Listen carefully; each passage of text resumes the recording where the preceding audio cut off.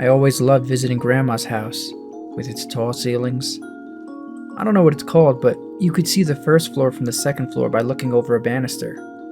I used to throw my toys over, mostly teddy bears and other stuffed toys.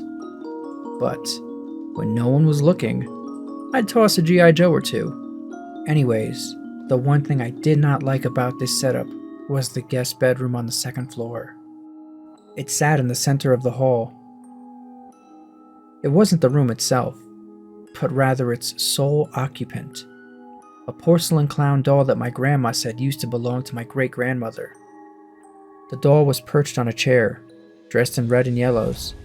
It was somewhat faded, but being so old, it seemed about right. It had a painted smile that stretched far too wide on its face. I was told to never touch it. For me, that wasn't a problem. I didn't want to. Let's be real. As a kid, I would say a doll is a girl's toy, but I'm old enough to admit it now. That thing scared the crap out of me. One night, my mom and grandma were talking downstairs. I got bored, but had gotten into trouble for throwing some G.I. Joes off the second floor earlier that day. So, I decided I'd explore the guest room. The clown doll was in it, and it was creepy, but I turned the light on and started looking around the room anyways. There was nothing interesting in there for a kid. Before leaving, I mockingly said, "You're not so scary," trying to sound as tough as a 7-year-old could. Suddenly, to my horror, the doll's eyes gave a slow, deliberate wink. I froze and stopped breathing. My eyes were locked on the clown. The room's temperature seemed to drop. I felt cold, icy even, but I was sweating. All at once, I must have gotten the power to move again, because I ran out of that room and slammed the door as fast as I could. My mom and grandmother came rushing over. Between the door slamming and me running down the stairs, they knew something was up.